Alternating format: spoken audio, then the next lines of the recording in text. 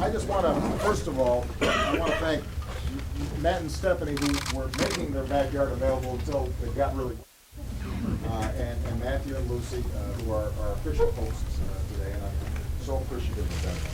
I want to acknowledge our mayor, Dwight Jones. Thank you so much for being here, and of course I got to say thanks again to Michelle for being here. We're graced by your presence. This is really a casual setting, so I hope that we just open it up for a good conversation about where the country's at, where it's going, how folks are feeling down here in Richmond. I want to hear from you at least as much as you're hearing from me. I find this really useful to me because when you're in Washington all the time and you're in these battles, sometimes you're in what's called the bubble, and I'm always trying to do what I can to break out of it and be able to get back with folks and have a conversation. What I want to do is what I want to do is just speak briefly about what's going on in the economy, and then just open it up. Obviously, we're going through a tough time.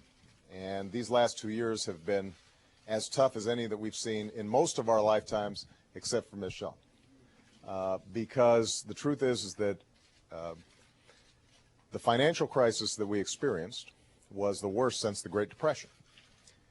We lost about 4 million jobs in the 6 months before I was sworn in to office. We lost 750,000 jobs the month I was sworn into office, 600,000 jobs the 2 months after I was sworn in. So before any of my economic policies were put into place, we had already lost most of the 8 million jobs that we ended up losing in this recession.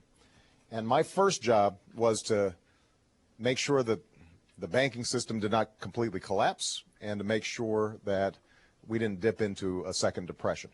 And we've done that. The economy that was contracting is now growing. We've had 8 straight months of private sector job growth, so we're making some progress. But the truth is that people were having a tough time even before the crisis hit. We had gone from 2001 to 2009. There was a period in which the average middle-class family lost 5% of their income, 5% of their wages during that period. At the same time, the costs for health care and college tuitions were skyrocketing.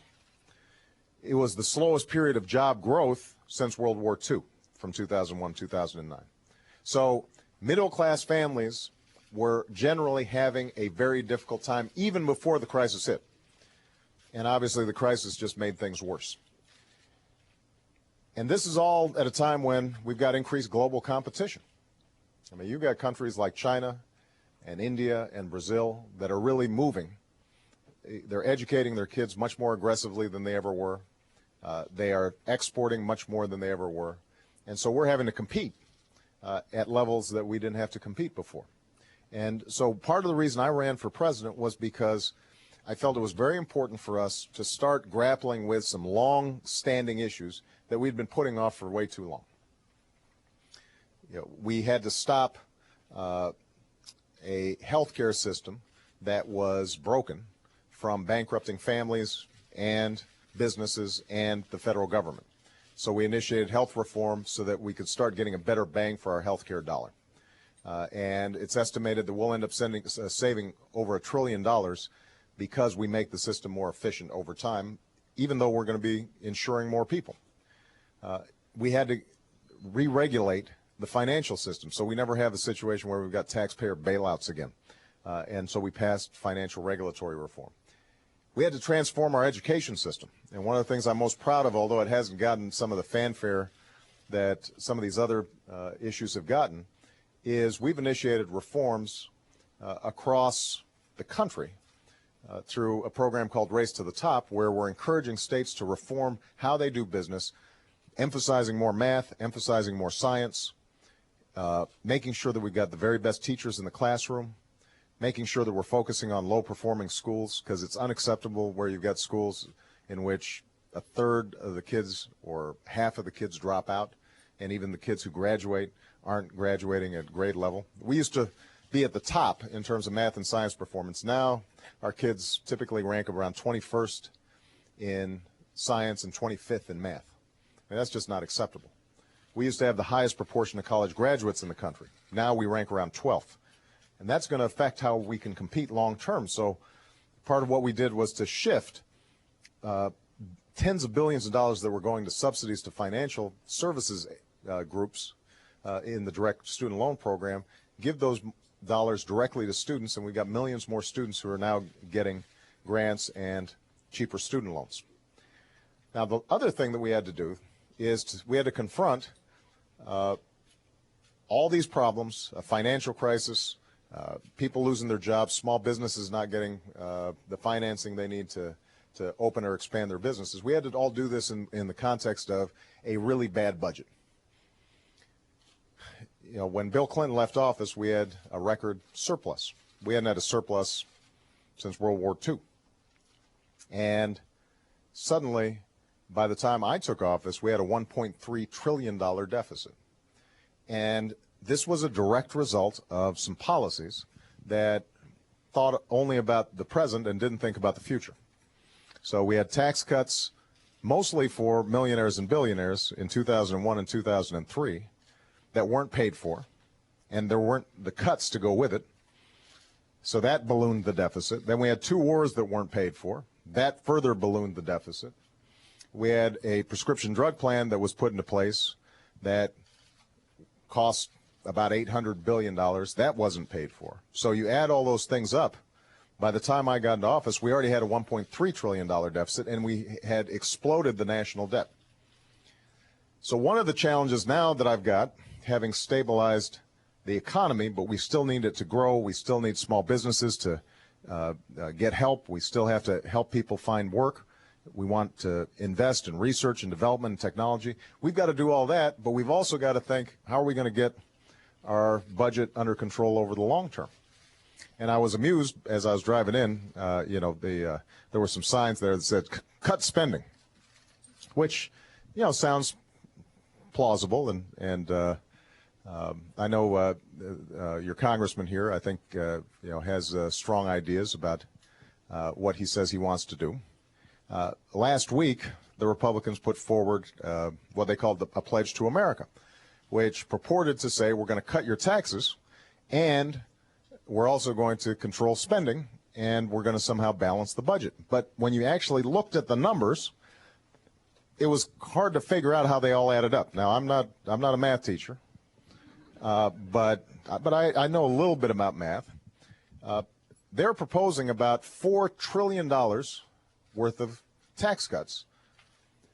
About $700 billion of those tax cuts are for people who typically are millionaires and billionaires and on average would get $100,000 in tax relief. $700 billion that we don't have, we'd have to borrow in order to provide these tax cuts. And 98% of Americans wouldn't see any benefit from it. And keep in mind that because we don't have it, it would actually end up costing more than $700 billion because we'd end up having, since we're borrowing it, we'd have to pay interest on it. Now, just to give you some sense of how they are proposing to pay for this, they're recommending a 20% cut in education spending. They are proposing essentially that we lower our support to students on student loans who want to go to college and grants for students who want to go to college, which would affect millions of students all across the country. They are proposing to roll back tax cuts that we put in place during the Recovery Act that give 95% of working Americans tax relief. So when you add it all up, essentially their proposal would drastically expand the deficit instead of shrinking it. Now, what they'll say is, well, we're going to have additional cuts, but they don't specify what those cuts would be. And one of the things I'm here to tell you, and then I want to sort of hear from you in terms of what your priorities are, is, I've got some very smart people working for me in my budget office, but they will tell me that one thing they can't do is cut taxes for the wealthiest Americans by $700 billion, protect Social Security, protect Medicare, protect veterans funding, and balance the budget. They just can't do it. The math doesn't add up. And so part of the challenge, I think, particularly if we're thinking about the next generation, is making sure as we move forward over the next couple of years that we have a honest and serious conversation about how we're going to get control of our budget. That is going to be a big challenge. And the choice that you make in this election, I think, should be based on facts and making sure that whatever politicians are saying, that they can back it up with some actual figures and numbers that work. I know that here in Virginia and all across the country, there are a lot of people who are genuinely, legitimately, and sincerely concerned about the deficit and the debt.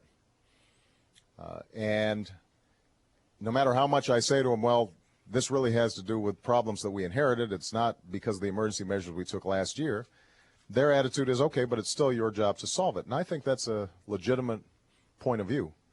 But if you are genuinely and sincerely concerned about debt and deficits, then you have to understand the other side just is not presenting a serious idea of how to balance our budgets and put us on a stable fiscal footing.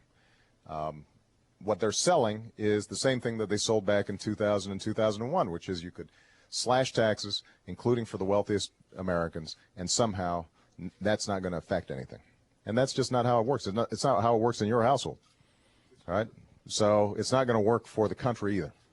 And we've got to have an honest conversation about it. All right?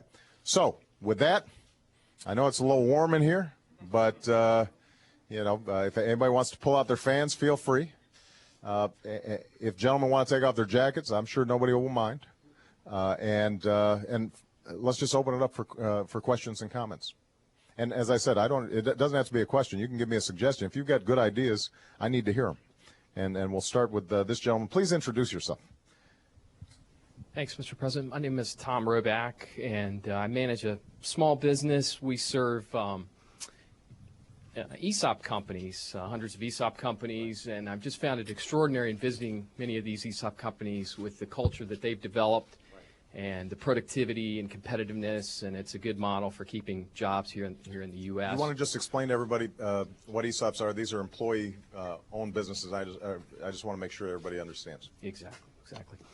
And wanted to just, the ESOP laws that have been in place for over 35 years have, allowed employee owners to share a piece of the action of a business while not having to dig in their own pockets for that. So it's helped them get to retirement, which is tough these days long term. My main question is just with your good initiatives here for focusing on small business and the new act, will you consider encouraging or expanding the law to help more small privately held companies look to the ESOP model? Thank you. I would absolutely be interested in taking a look at it. The idea behind these ESOPs is that if employees have a piece of the action, they're essentially shareholders in these companies, then you are aligning the interests of workers with the interests of the company as a whole. Now, what that means is that when a company has a tough time, workers have to take a hit because they're owners, essentially.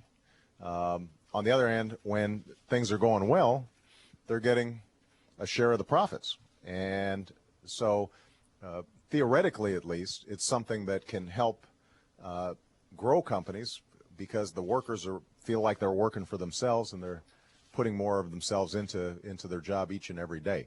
I think that it's something that can be encouraged. I have not seen specific proposals that are out there legislatively, but I'm sure you can share them with me. Yes, absolutely. Good. Recently. So I'll be interested in taking a look at that stuff. Let me say something more generally about small businesses. As part of the Recovery Act, we actually cut taxes for small businesses 8 different ways. And I make mention of that because, and then I just signed a bill this week on Monday, before I went on the road, that further cuts taxes for small businesses, including eliminating capital gains for investments in startup businesses, making sure that small businesses can invest in inventory or in plant and equipment now and be able to take these deductions now, so it gives them an incentive to start investing earlier on. We have provided tax breaks for small companies who are providing health insurance to their employees, because typically it's small businesses are the hardest folks to be able to provide health insurance because they're not part of a big pool. And what we've said is, let's give them a tax break. They can get up to a third of the premiums that they're paying for their employees as a credit, so that it's just cheaper for them to provide health insurance. So I wanted to point that out, because somehow there's a myth out there, I think, that we have raised taxes on small businesses. If you listened to the other side, you'd be thinking, boy, Obama's just trying to crush small businesses with these high taxes. We've lowered taxes on small businesses over the last 2 years. In fact, we've lowered taxes on just about everybody over these last 2 years. But when you look at the polls, there's a decent number of folks who still think that somehow their taxes have gone up instead of gone down. And that debate is going to be coming to a head now. I mentioned the $700 billion in tax cuts that they want to provide to the top 2%. We're in danger of seeing lapse tax breaks that everybody here probably is getting on their paychecks every 2 weeks. A lot of people didn't notice that they were getting a tax break because we did it incrementally. Paycheck, it wasn't one lump sum. It was like each paycheck you had a little bit less taken out in taxes.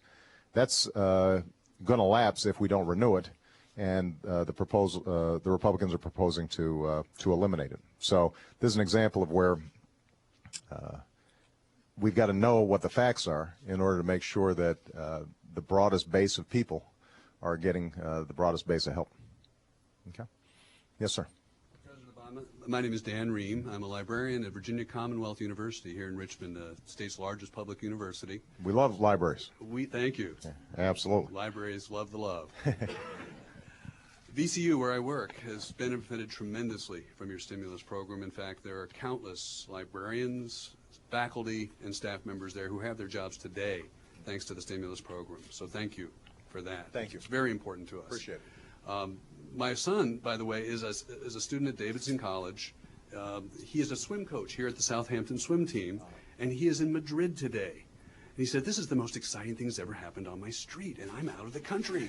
So, Dad and Mom, would you ask my question? Okay, go ahead. May I? Although I have to say, being in Madrid's not that bad. It's not. I mean, that's a pretty good deal. You know? He loves it. Anyway, this is from Paul Ream, who's probably watching this on TV somewhere in Madrid. His question is this. In this public discussion of the economic crisis and in the nation's political discourse in general, I feel like Democrats have lost hold of the populist attitude and rhetoric that truly embody the party's foundations. Our swim team community here at Southampton provides a wonderful example of that attitude. Like politics, it's a sport that focuses on individual performance, but what leads to success is a team-oriented, sportsman-like approach. Respect for each other and respect for one's opponents are key to this success, and I think those are important elements of the Democratic Party. With that in mind, what are the ways we can change the dialogue to really emphasize this? Doing what's best for the people is not characterized by doing what's best for some individuals at the cost of others, which is the interpretation of some citizens today. Especially with regard to the economy, how can we reframe the debate and really highlight the respectful and sportsmanlike nature of policies directed at benefiting the American people as a whole? Well, that's a pretty good question. From Paul Ream. I like that, and you read it very well too. So I'm sure he'll my own question. He'll be very happy with your presentation. Thank you. Look, I think he makes a terrific point, and I've tried to make this point in most of my speeches when I talk about the economy.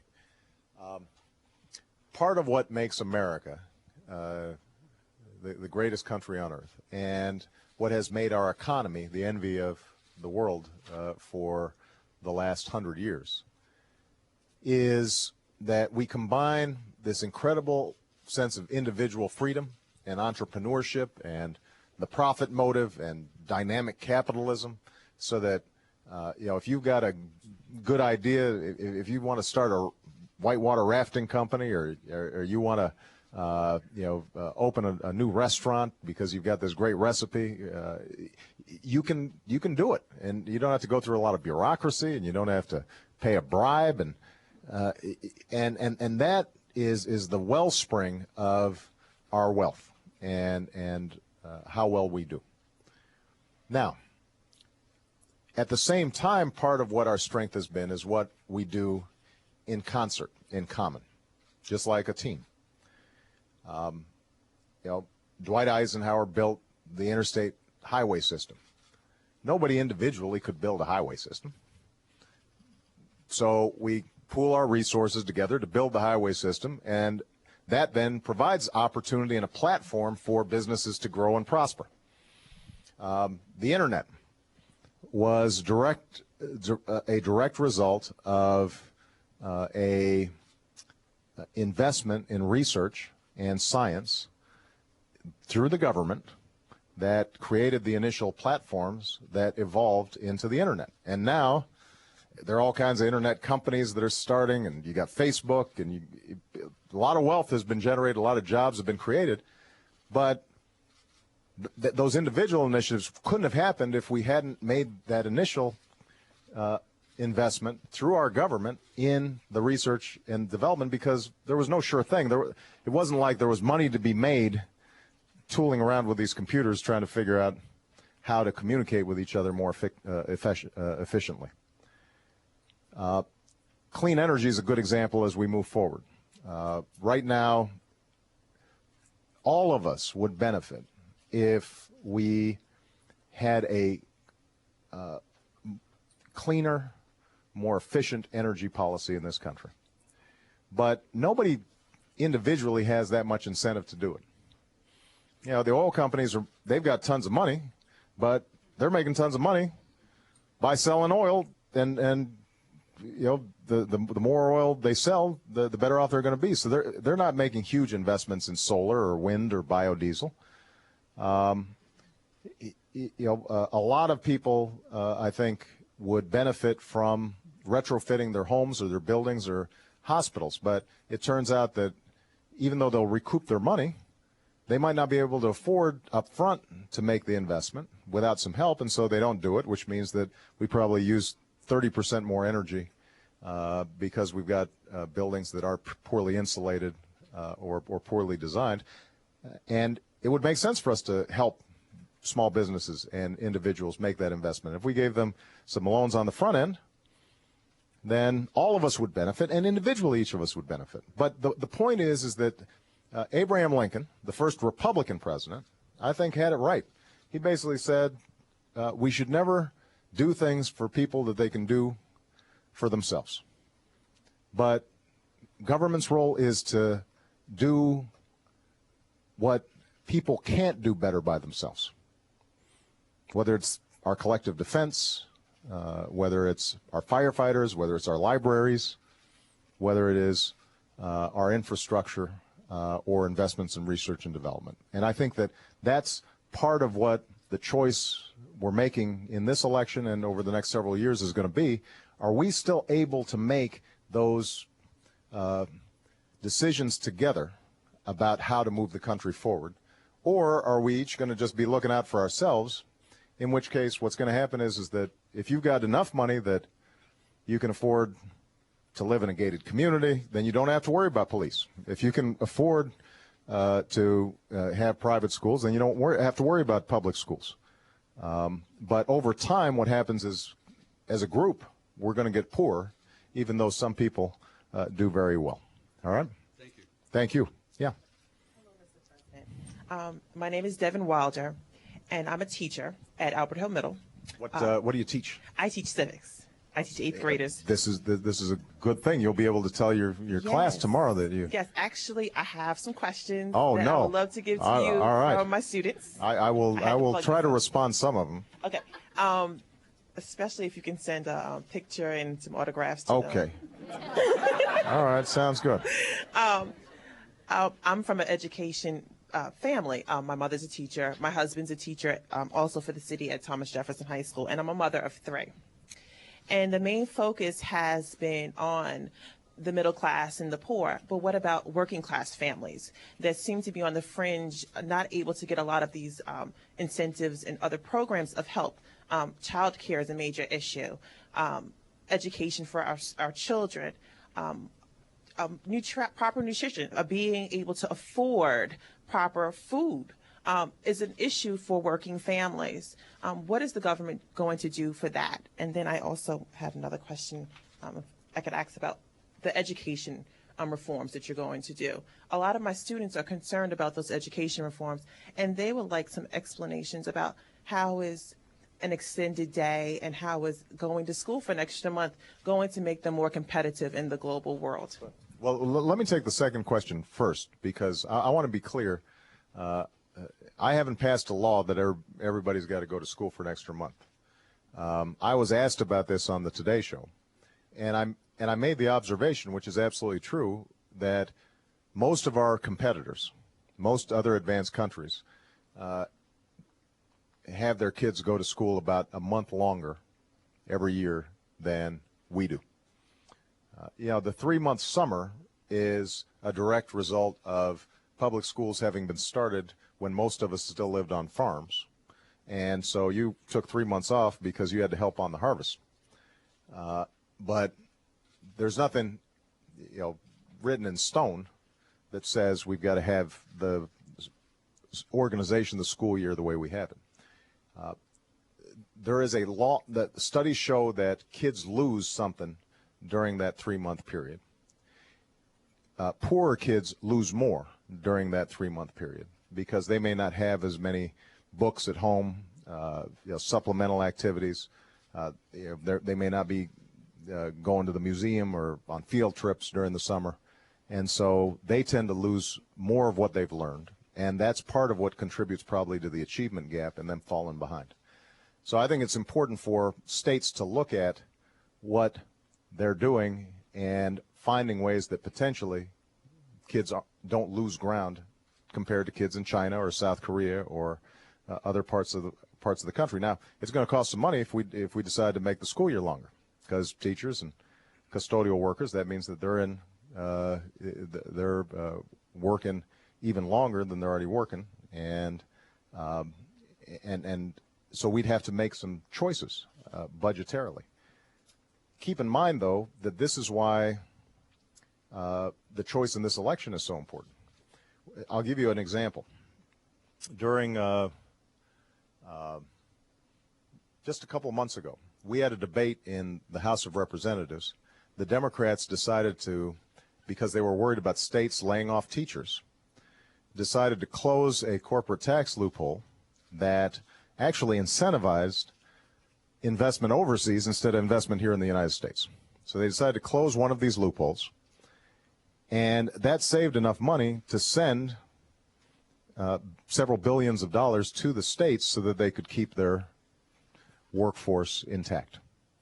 This is at a time, by the way, where there are states like Hawaii that had gone down to a 4-day-a-week school week because they couldn't afford to pay teachers for the 5th day.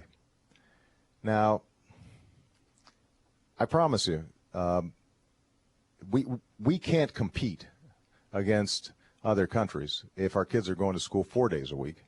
We can't compete if teachers are being laid off and classrooms get more crowded and teachers are having to dig more into their pockets for basic supplies in their classroom. But when we had this proposal, we could not get any Republicans to support this position. And, they had the usual rhetoric about Obama's trying to kill business and raise taxes, et cetera. No, we're just trying to make sure that we're making investments in the long term for our kids, which will be good for business. Because businesses in this country aren't going to succeed if we don't have engineers and scientists and developing new products and so forth.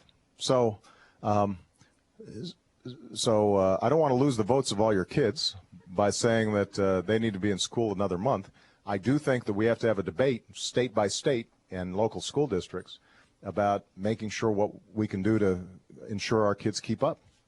Now, in terms of the issue that you raised about sort of middle class versus poor versus working class, my attitude is that everybody who is working hard, who's meeting their responsibilities, trying to raise a family, trying to send their kids to college, trying to retire with dignity and respect, trying to get health care, those folks, that's what it means to be middle class in this country. I mean, this is who Michelle and I came from. I mean, you know, I was raised by a single mom.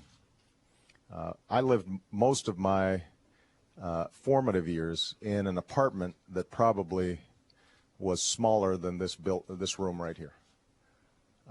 Living with my grandparents, and sometimes when my mother was, when I was living with her, it definitely was an apartment smaller than this. Michelle, her dad worked as a blue-collar worker for the city of Chicago, and he had multiple sclerosis, but he never missed a day of work. He never graduated from college. Her mom never graduated from college. And yet, somehow, they were able to, both of our families were able to give us the best education in the world, and we grew up to be President and First Lady.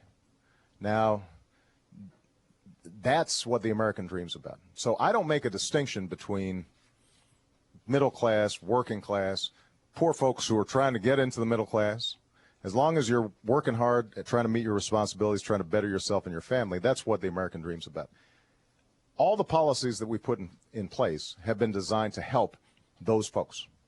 So, if you are a working family, whether you're making, if your family income is $100,000 a year or $50,000 a year or $30,000 a year, if you've got a kid with a pre-existing condition and you can't get health insurance, because of health reform, that child is going to be able to get insurance. And if you can't afford it because your boss doesn't offer health insurance, you're going to be able to be part of a big pool and buy the same health insurance that members of Congress get. Regardless of where you fall on that income spectrum, if you've got a credit card, then the new financial reform bill says credit card companies can't jack up your interest rates without letting you know. And they can't increase your interest rates on your existing balances. They can't run a bait and switch and say, you're on this is a 0% interest credit card. Then you get $5,000 on your credit card and you get a letter saying suddenly interest is 29%. Can't do that. Mortgage brokers can't steer you into interest rates on buying a house that are more expensive than what you could have gotten because they're getting a kickback. A lot of the consumer protections that we put in place, they affect everybody out here. The student loan programs that we put into place, that impacts families, across the board because, again, whether you're making $100,000 or $50,000 or $30,000, if you're trying to send your kid to college, they're going to probably have to take out some debt. And what we did to take billions of dollars that were going to banks in unjustified subsidies and us saying, no, we're going to give that money directly to young people in the form of more grants or cheaper loans, capping how much they're going to have to repay in college to 10% of their income, that helps everybody.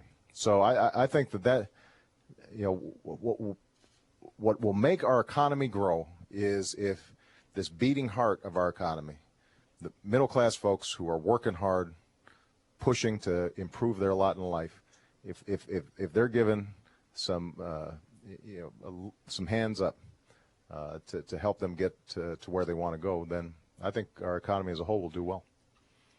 Okay. Yes, sir.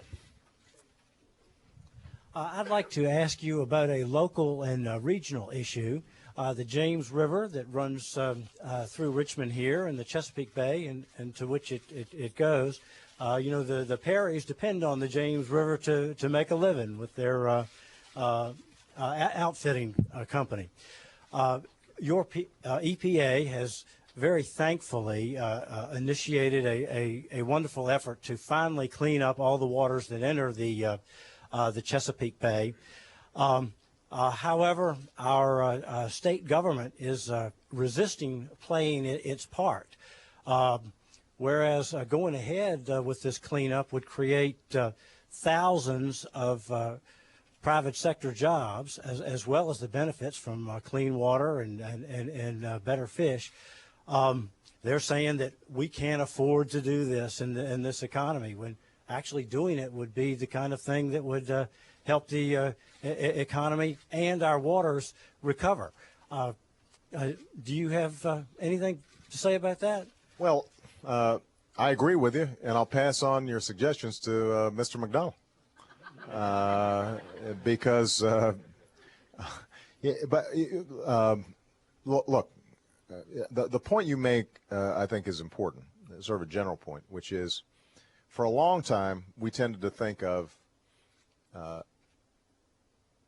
the environment in conflict with the economy, right? The notion was clean air, clean water is nice to have, but, you know, if it comes down to it, it's more important that we have jobs. The point you're making is that clean air and clean water can improve the economy and create new jobs if we think about it in creative ways. And that's part of the argument that I've been making about clean energy. Let me give you an example. When I came into office, we were producing about 2% of the advanced batteries that are used in hybrid cars and electric cars. 2% of the market. And we were probably just barely hanging on. Eventually, if you only got 2% of the market, you're going to end up with 0% of the market. So what we did was we said, as part of the Recovery Act, let's invest in a made in America, homegrown battery manufacturing effort. And we now have, across the country, people working in factories making advanced batteries that are going into American-made cars, because what we also did at the same time was we raised fuel efficiency standards on cars and trucks for the first time in 30 years. We didn't do that, by the way, through legislation. We actually got auto workers and auto companies and environmentalists and all the stakeholders to agree on raising fuel efficiency standards nationally. So it didn't get a lot of attention because it wasn't a big ruckus in Washington. We just did it. And so automakers now want to make more fuel-efficient cars, and we now have the advanced battery manufacturing here in the United States to take advantage of that new market. We estimate that by 2015, we're going to have 40% of the advanced battery market. So you've got a homegrown manufacturing industry here in the United States putting people to work in good jobs and good wages. But that wouldn't have happened if there wasn't a market for clean cars. That's one of these guys is one of those mics is going off, so I think we're good. But I want everybody to understand there are going to be some times where we do have to make some choices. I mean, coal is a good example, where coal is a dirty burning fuel, and mining coal can often be environmentally really destructive, particularly to rivers and waterways. On the other hand, we've got tons of coal. We're the Saudi Arabia of coal. So what I've said is, well, let's invest in research and development to see if we can burn coal cleanly. And if we have regulations that provide incentives for coal companies to burn coal cleanly and mine coal cleanly, they'll adapt. And they'll start using new technologies, and that will create a more future-oriented growth industry. But a lot of folks resist it. Their attitude is, well, no, we don't want to change anything. We just want to keep on doing what we've been doing. Sooner or later, the world passes you by.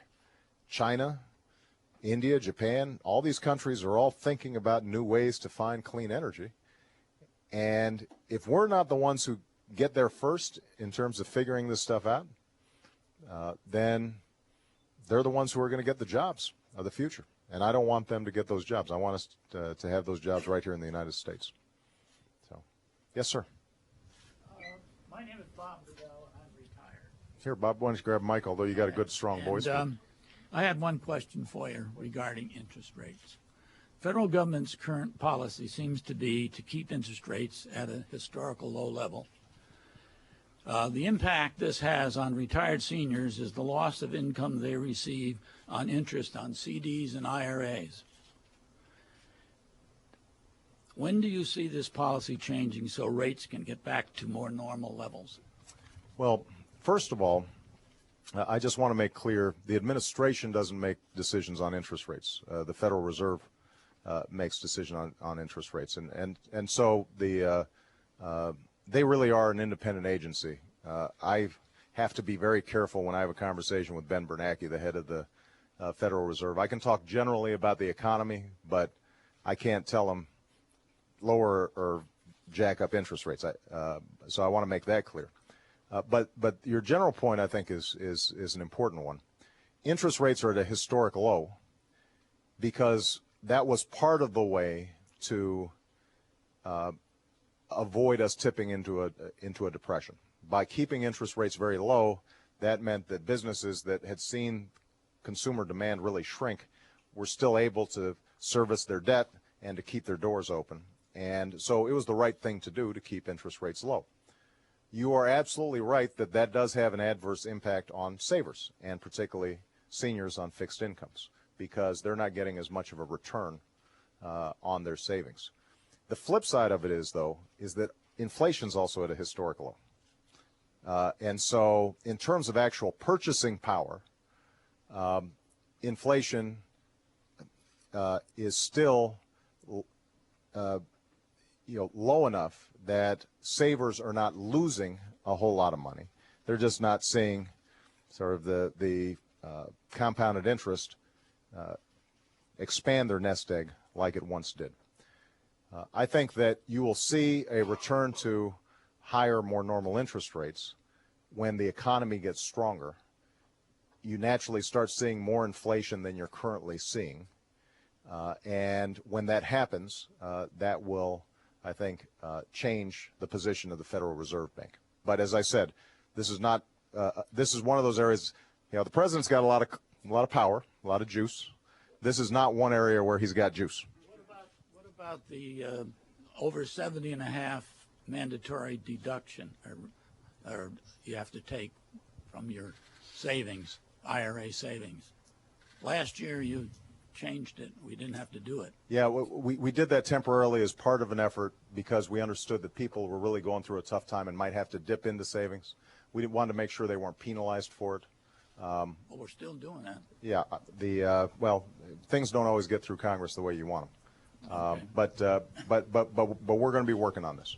We're going to have to examine a lot of these issues moving forward as part of how we think about simplifying the tax code, making it fairer, and also making sure that folks on fixed incomes aren't harmed in this environment where it's harder and harder to save for retirement. So thank you for the question. Well, hold on a second, though, Darren. Just because, I'll get to you, but this gentleman had his hand up first. Somebody over here did. It was over here. Okay. Obama. I'm Scott Turner, small business owner, and one thing for sure about small business owner, tremendously busy. What kind of business you got? It's a arborist firm, tree care, and get home at night. I feel like now I'm one of the few Americans who doesn't think he can watch a little bit of cable TV and tell you everything you know about how to run the country. I don't have time to watch it. It's over my head. A good percentage of what we talk about here, the economy. I know I'm too busy working to understand how to tell you how to fix the economy. So what I like to do is elect an official and send him to Washington and have all you smart guys figure that out. I'm returning to Dan's question.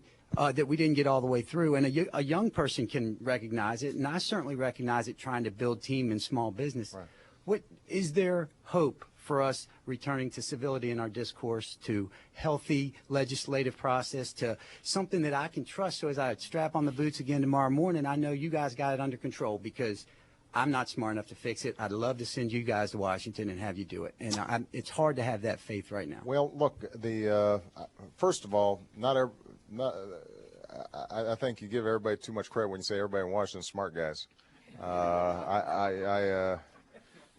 We might dispute that, but you're making such a powerful point. I think a lot of people were inspired by our campaign because we tried to maintain a very civil tone throughout the campaign.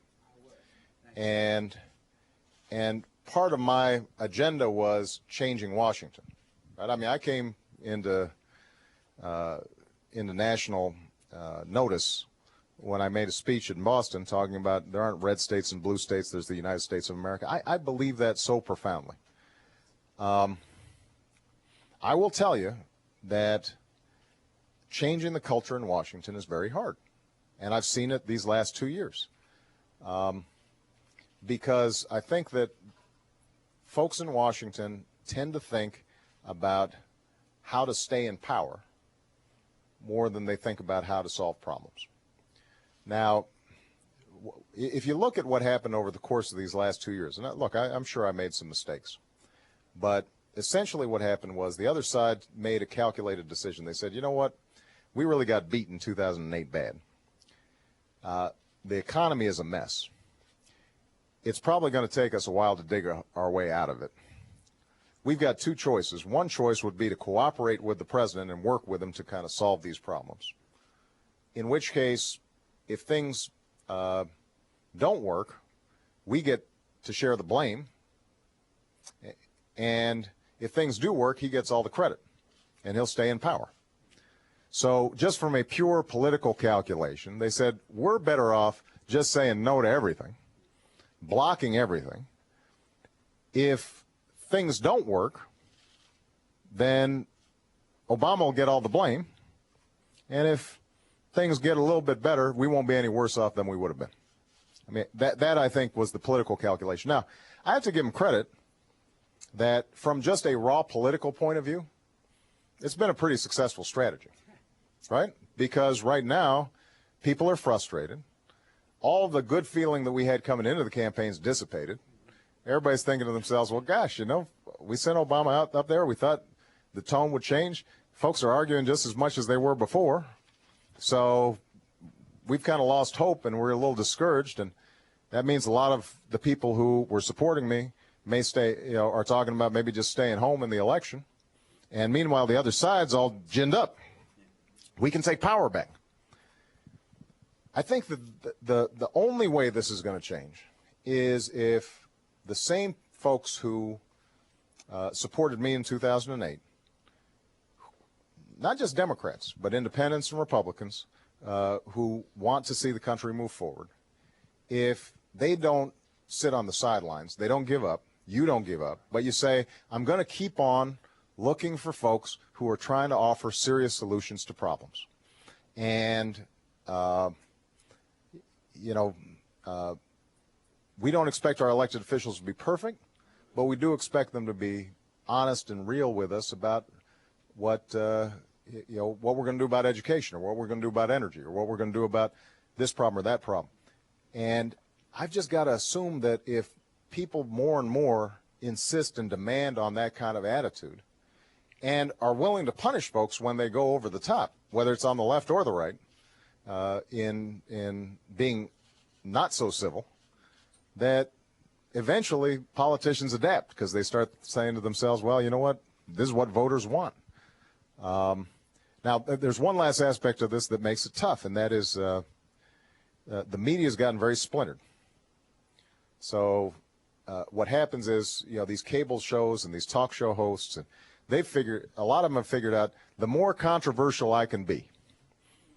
If I'm going out there and I'm calling Obama this name or that name, or saying he wasn't born in this country, or that will get me attention. I will then write a book. I'll go and sell it. I get right. And there are folks on the left who do the same thing, trying to be purposely provocative, saying the meanest, nastiest things you can say about the other side. They get rewarded in the way our media is set up right now. So part of the challenge is figuring out, you know, how to create a space for people saying, you know, we're all Americans and we're just going to try to solve our problems, and we're going to have some differences because some of these issues are hard. Is there a way where those voices get heard? Because right now they're not really getting heard. I was amused. Jon Stewart, you know, the host of The Daily Show, apparently he's going to host a rally called, something like Americans in favor of return to sanity, or something like that. And his point was, 70% of the people, it doesn't matter what their political affiliation are, 70% of the folks are just like you, which is they're going about their business, they're working hard every day, they're looking after their families, they don't go around calling people names, they don't make stuff up, they may not be following every single issue because they just don't have time, but they are just expecting some common sense and some courtesy in how people interact, and having those voices lifted up is really important. So hopefully, since they've got a whole bunch of cameras here, somebody was just listening to you. We're counting on you, because if you can't do it, I'm not sure who's going to. So well, my wife I appreciate and I are that. counting on you. Thank you so much. Yeah. It means a lot. All right, you get. I'm going to have to make this the last question. Go ahead. Okay, lucky man, Mr. President. My name is Darius Johnson. I'm the president of a very small community bank locally. And my question is this: do you believe that our country, our nation, is stronger as a result of your leadership, having been elected president? And the reason I asked this question is I was reading earlier today that the Consumer Confidence Index is down almost to the lowest point this year, right, in the last September reading. And the Expectations Index is also trending downward. And I wonder if you think our nation is strong, which I would hope you do. The question is, what is the disconnect between consumers' perception of the nation, of our economy, right, and yours? Well, it's a great question. There's no doubt in my mind that the country is stronger now than it was a year ago. And so the policies we put in place have reversed a contracting economy. It's now growing. As I said before, we were losing hundreds of thousands of jobs a month. Now, each month, we're adding jobs in the private sector. Businesses are very profitable, which is why the stock market's actually recovered a lot of its value, is because companies are making a profit. But I think that the reason there's a disconnect has to do with a couple of things. Number one, it's the point that, I'm sorry, what was your name? The point that Scott made. I think people just, it seems like everybody's out there yelling at each other and angry, and so that kind of is disquieting. It makes people feel like the country just is pulling apart as opposed to coming together.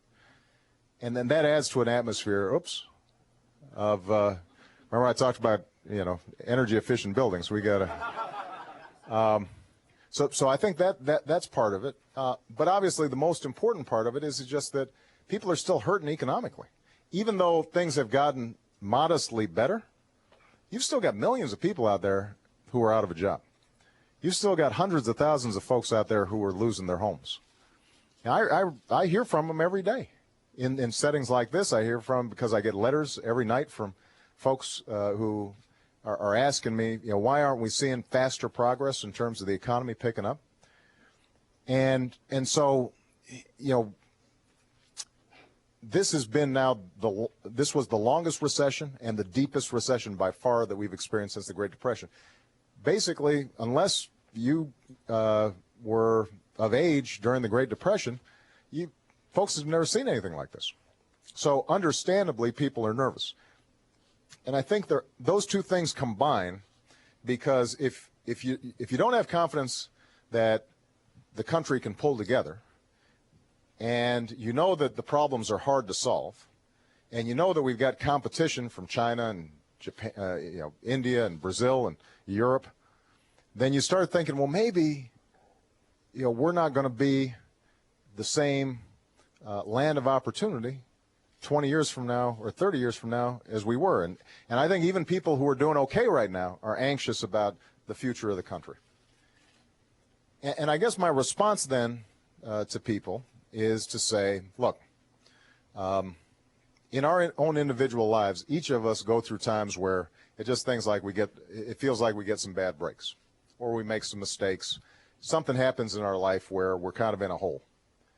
And, the deeper the hole, sometimes the harder it is to muster up the energy and the go get 'em attitude to be able to climb out of it.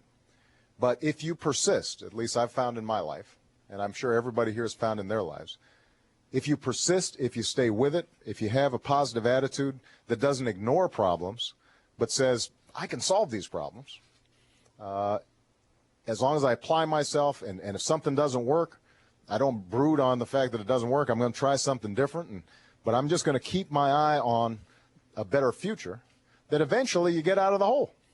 You figure it out. And America has always done that. We've been in tough times before, but we've always figured it out. Eventually, this isn't the first time we've had such, contentious politics. I mean, I was, some people may remember when Bill Clinton was president,